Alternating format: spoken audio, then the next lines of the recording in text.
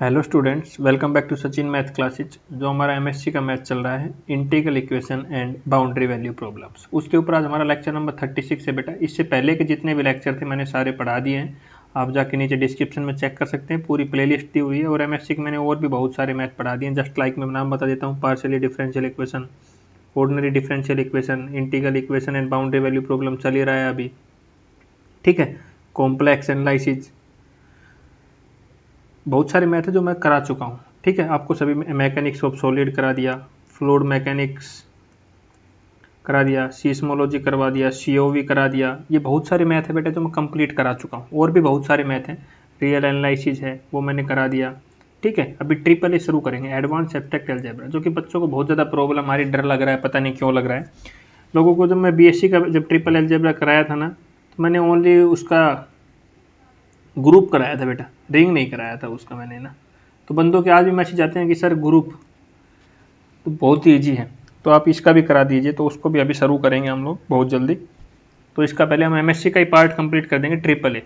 तो इसमें मैं ट्रिपल ए में अभी कराऊंगा। तो उससे पहले आज का टॉपिक हम देख लेते हैं, क्या है आज का टॉपिक बेटा।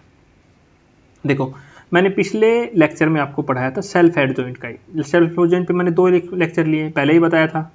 सेल्फ हेड जॉइंट 2 हिस्सों में डिवाइड होता है, एक इनिशियल वैल्यू प्रॉब्लम में, एक बाउंड्री वैल्यू प्रॉब्लम में। इनिशियल वैल्यू प्रॉब्लम क्या होती है, बाउंड्री वैल्यू प्रॉब्लम क्या होती है, पिछले लेक्चर में बताया था। अब फिर दोबारा से बता देते हैं।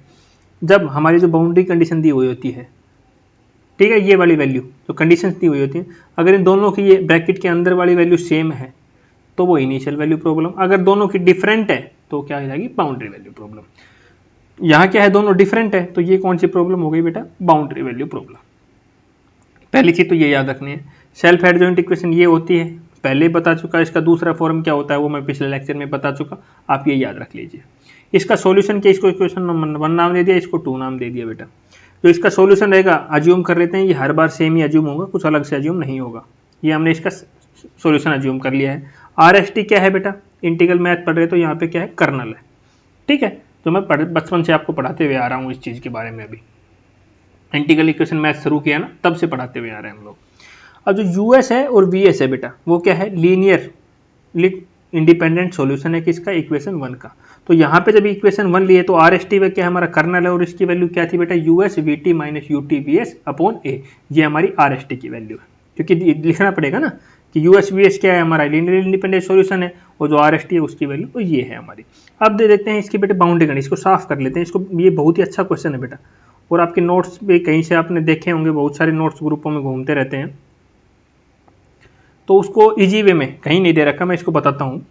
क्योंकि हमारी जो बाउंड्री कंडीशन दे रखी है ये 2, इन कंडीशनों का यूज करते हैं। पहले हमारी एस की वैल्यू क्या दे रखी है, ए, पता है ना बेटा सभी को। और वाई एस की वैल्यू किसके इक्वल दे रखी है, 0 के इक्वल। वाई एस की वैल्यू 0 के, और एस की वैल्यू किसके दे रखी है, ये एस की वैल्यू ए। तो यहाँ पे इस इक्वेशन में पुट कर दो, एस की जगह क्या पुट करोगे, ए पुट कर दिया। जहाँ जहाँ एस है, एस यहाँ भी है तो एस की जगह क्या पुट कर दिया, ए, नीचे ऑलरेडी ए था, एस की जगह क्या पुट कर दिया, A, F T D T, F T D T, C one, S की जगह ए, जहाँ जहाँ एस है वहाँ मैंने ए पुट कर दिया। अब देख रहे हो लिमिट दोनों सेम है बेटा, जब दोनों लिमिट ही सेम हो गई तो फाइनल माइनस इनिशियल 0 ही आएगा हमारा। तो मैंने यहाँ पे 0 लिख दिया। बाकी जो टर्म बची उसको मैंने एज इट इज, ये टर्म बची 2, ये मैंने एज इट इज लिख दिया। ये किसकी, इसकी वैल्यू कितनी है, 0 है, ऑलरेडी गिवन है, तो ये मैंने किसके इक्वल लिख दिया, 0 के। तो ये इक्वेशन नंबर 3 आ गई। 4 ले लो बेटा, इसको 3 नाम दे रखा, 3 1 दे लो या तो फिर इसको, ठीक है। मैंने 3 ऊपर दे दिया, ठीक है। इसको मैंने क्या नाम दे दिया बेटा, इक्वेशन नंबर 3। अब दूसरी कंडीशन पुट करो, दूसरी में क्या, एस किसके इक्वल है, बी के इक्वल है, और वाई एस किसके इक्वल है, हमारा 0 के इक्वल है। ये वाली कंडीशन यूज करते हैं अभी, ठीक है। चलो जहां जहां दोबारा पुट करो इसमें, तो यहाँ बी हो जाएगा, यहाँ बी हो जाएगा, यहाँ बी हो जाएगा, यहाँ बी हो जाएगा, और यहाँ बी हो जाएगा। आगे पुट कर दिया, यहाँ पे देखो ये मैंने यहाँ पे पुट कर दिया है।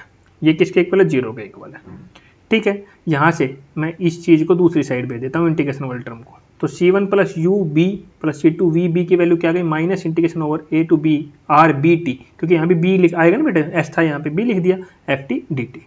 अब ये वैल्यू दोनों देखो, ये वाली और वो वाली सेम है, सॉरी सेम बोल रहा हूँ। एक ये इक्वेशन हो गई, एक को दूसरी वाली इक्वेशन। दूसरी इक्वेशन क्या है, C1 लिख लेते हैं बेटा उसको भी यहाँ पे, C1 यू ए, एक मिनट बेटा, C1 u a plus C2 v a, v a is equal to 0। ठीक है, अब देख रहे होंगे आपने मैट्रिक्स फॉर्म में पढ़ा होगा जब डिटरमिनेंट निकालते हैं, a1x plus a2y a3x plus a4y is equal to 0 रहता है, या कुछ भी टर्म रहती है, तो आप इसका डिटरमिनेंट निकालते थे a1 a2 a3 a4 is equal to कुछ भी नॉन जीरो टर्म, क्योंकि हमारा इस साइड कुछ ना कुछ टर्म बचा हुआ है, यहाँ पे जीरो नहीं है ना, यहाँ पे तो हमारी ये नेगेटिव वाली टर्म है, तो यहाँ पे मैंने उन दोनों टर्मों का यहाँ पे क्या था बेटा C1 था, ये C1 C2 के साथ हमारा क्या था UB VB, तो UB VB लिख दिया, तो उस प्रकार से हमने इसका डिटरमिनेंट निकाला। तो हमारा डिटरमिनेंट क्या है, ये आया बेटा, इसकी मल्टीप्लाई इसके साथ, इसकी मल्टीप्लाई इसके साथ, 3 और 4 से बेटा। ठीक है, तो इसको इक्वेशन नंबर 6 नाम दिया। अब डिटरमिनेंट तो हमारा 0 के इक्वल नहीं है, क्योंकि हमारा डिटरमिनेंट के साइड में ये टर्म बची हुई है, जीरो दोनों हमारे 0 के इक्वल नहीं है, तो ये टर्म बची हुई है, तो हमारा जब 0 के इक्वल नहीं है तो हमारा क्या करना पड़ेगा बेटा, C1 और C2 फाइंड करना पड़ेगा। अब जो फोर्थ इक्वेशन आई थी, जो थर्ड का ये आई थी, यहाँ से हम एक वैल्यू निकाल लेते हैं C1 की, तो यहाँ से हमने दूसरे टर्म ले जाके C1 की वैल्यू निकाल ली। अब जो C1 की वैल्यू है ये यहाँ पे पुट करो बेटा, इक्वेशन नंबर 4 में पुट कर दो यहाँ पे, तो इक्वेशन नंबर 4 में पुट करोगे C1 पुट इन इक्वेशन 5, हाँ ये 5 4 एक ही है दोनों यार, कोई दिक्कत नहीं है। ठीक है, तो मैंने यहाँ पे C1 की जगह ये वैल्यू पुट किया, जब C1 की इक्वल वैल्यू किया तो C2 दोनों एक साइड थे, C2 कॉमन निकाला, फिर वही जो अपना जर्नल प्रोसीजर है, और हमको पता है VA plus VB UA VB minus UA UB ये किसके इक्वल है बेटा, D के इक्वल है, थोड़ी देर पहले ही माना था, यहाँ निकाला ना हमने अभी, ये किसके इक्वल है, D के इक्वल है, तो ये हमें D के इक्वल पुट कर देंगे इसको यहाँ पे, तो यहाँ पे हमने इसको D के इक्वल कर दिया, तो C2D UA is equal to इसके इक्वल आ गया, और तो यहाँ से C2 की वैल्यू आ गई। बताओ, यहाँ तक किसी को कुछ पता नहीं चल रहा हो तो बताओ। अब C2 को दूसरी फॉर्म में भी लिख सकते हैं, ये क्या है, लिमिट है बेटा A से B, इसको किस प्रकार से लिख सकते हैं, A to S integration property से, A to S और S to B, कोई दिक्कत नहीं, इंटीग्रेशन प्रॉपर्टी का यूज करके इसको मैंने यहाँ पे ऐसे लिख दिया है। ठीक है, अब आपकी C2 की वैल्यू है, put value C2 in equation A, equation A कहाँ पे है, देखो चलो, ये इक्वेशन A की है, तो यहाँ पे C2 की वैल्यू कर दो, यहाँ से C1 की वैल्यू आ जाएगी, यहाँ C1 की वैल्यू आ जाएगी, ये C1 की वैल्यू आ गई बेटा। बताओ, C2 की वैल्यू आ गई, C1 की वैल्यू आ गई आपके पास दोनों। अब देखो आगे क्या करेंगे, C1 और C2 की वैल्यू इक्वेशन नंबर 3 में पुट कर दो, ये इक्वेशन नंबर 3 थी, यहाँ पे C1 की पुट करो, यहाँ पे हमारी C2 की वैल्यू पुट कर दो, तो दोनों C1 C2 पुट करोगे तो ये एज इट इज, ये एज इट इज, ये C1 C2 की वैल्यू मैंने यहाँ पे दोनों लिख दिया है। यहाँ तक किसी को कुछ समझ में नहीं आया तो मेरे को बता सकता है। ठीक है बेटा, अब उसके बाद मैंने क्या किया, आपको दिख रहा होगा FTDT, अभी यहाँ पे थोड़ा ध्यानपूर्वक समझना, एक चीज़ें और समझा देता हूँ आपको। यहाँ पे हमें लिमिट देखना आपको, A से S, ये दो लिमिट देखो पहले, इन दोनों में से FTDT कॉमन है, मैंने यहाँ पे FTDT A to S common निकाल दिया, बाकी टर्म को मैंने इन दोनों वालियों को एज इट इज लिख दिया। ठीक है, यहाँ भी A to S है, यहाँ पे FTDT, ये 3 लिमिट है एक ही। उसके बाद दूसरी लिमिट कौन कौन सी है बेटा, S to B, इनमें से भी FTDT कॉमन है, मैंने यहाँ पे FTDT और इनमें से RBT भी कॉमन निकल रहा था, तो मैंने RBT भी कॉमन निकाल दिया। ठीक है बेटा, अभी RST की वैल्यू तो मैंने शुरू में आपको इक्वेशन 2 में पढ़ाई थी, RST की वैल्यू लिख दो। और दूसरा किसकी वैल्यू, RBT बेटा जहाँ S है उसकी जगह क्या आ गया B, तो भाई S की जगह B पुट करके हम RST वाली वैल्यू में RBT की वैल्यू निकाल लेंगे, ये भी कहाँ से निकलेगी, इक्वेशन 2 से। और D की वैल्यू मैंने इक्वेशन नंबर 6 में आपको थोड़ी देर पहले निकलवाई थी, सारी वैल्यू दिखा देता हूँ फिर आप हम आगे क्वेश्चन करेंगे। D की वैल्यू ये निकाली हुई है बेटा, ये पुट करना है। ठीक है, RST की वैल्यू दी हुई है, अब यहाँ पे पूछा था RBT वैल्यू बेटे, B की जगह जहाँ S है वहाँ B लगा दो, UB VT as it is, UT as it is, VB upon A, ये किसकी RBT की वैल्यू आ गई, ये सारी वैल्यू यहाँ पे पुट कर दो। ठीक है, सारी वैल्यू पुट करते हैं, चलो जहाँ जहाँ पे है ना, ये D की वैल्यू है, RBT की वैल्यू है, ये सारी वैल्यू पुट करते हैं। चलो देखो, उसके पहले पुट करने से पहले थोड़ा समझो, मैं और चीज़ें थोड़ा इसको इजी फॉर्म में भी लिखा हुआ है। ठीक है, हमारे कंसिडर कर लिया कि RST plus US VA upon D RBT minus VS UA upon D RBT। अब यहाँ पे RBT की वैल्यू भी है बेटा, RST की वैल्यू भी है, ये मैंने ये लाइन यहाँ लिखनी, थोड़ा यहाँ लिख दिया, चलो कोई बात नहीं, नोट्स में करेक्शन करके दे देंगे। RST की वैल्यू पुट किया, नीचे D की वैल्यू पुट किया, RBT की वैल्यू पुट किया, RBT की वैल्यू पुट किया बेटा, D था वहाँ D की वैल्यू पुट, अलग अलग कलर से लिखा हुआ है, इसको सोल्व किया, रीअरेंज किया तो हमारी ये इक्वेशन आ गई बेटा। ठीक है बेटा, ये किसकी वैल्यू आई बेटा, इसकी वैल्यू आई।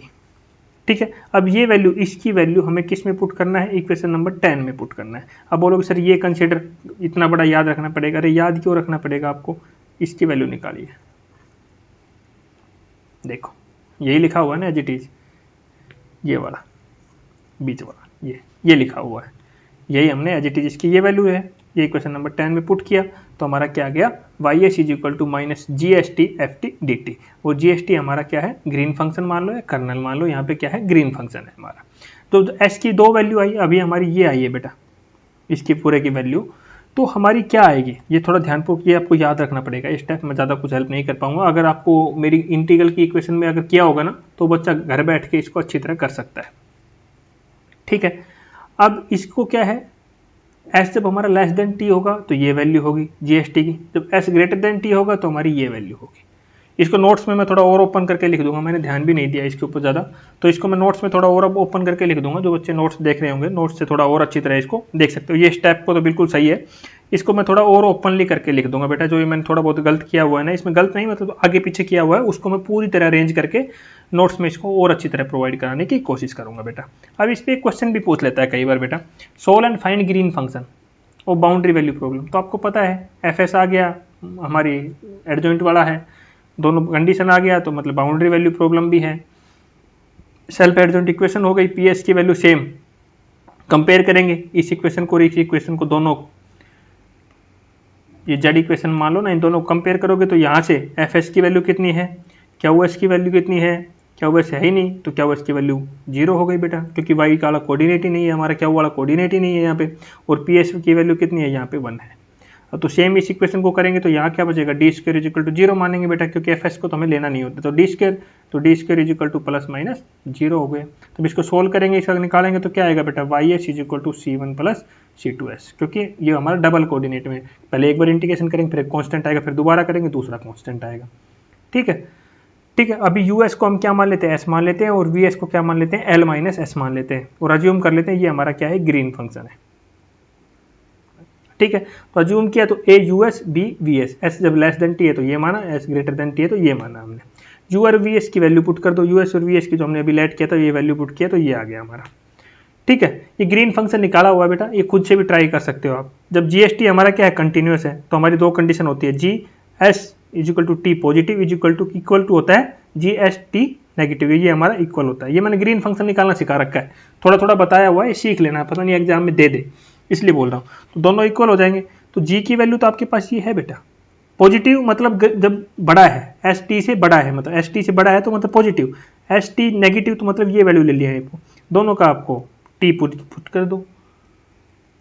बताओ एस की जगह क्या पुट करना है आपको, टी पुट करना है, दोनों में पुट कर किया तो ये इक्वेशन आ गई। अब जी क्या है, जीएसटी क्या है हमारा, जंप डिसकंटिन्यूटी है, जंप कंटिन्यूटी किस पे है, at 1 minus b by t पे, तो इसकी कंडीशन ये होती है बेटा। तो एक बार जीएसटी पॉजिटिव फिर नेगेटिव, अब की बार माइनस का साइन इज इक्वल टू इसके आ गया, तो बेटा दोनों वैल्यू पुट करो, ये इक्वेशन नंबर 5 आ गई। और 4 और 5 की हेल्प से आपको ए और बी की वैल्यू निकालनी है, ए और बी की वैल्यू निकाल दो, ए की वैल्यू ये आएगी, बी की वैल्यू ये आएगी। ए और बी की वैल्यू यहाँ पे जो जीएसटी था इक्वेशन नंबर ए था ये वाला, यहाँ पे ए और बी की वैल्यू पुट कर दो तो हमारा क्या आ जाएगा, ग्रीन फंक्शन आ जाएगा बेटा। ये क्या आ जाएगा, ग्रीन फंक्शन, और यही क्या था हमारा बेटा आंसर था। ये आपको थोड़ा याद रखना है, ये किसमें, बाउंड्री वैल्यू प्रॉब्लम में बेटा।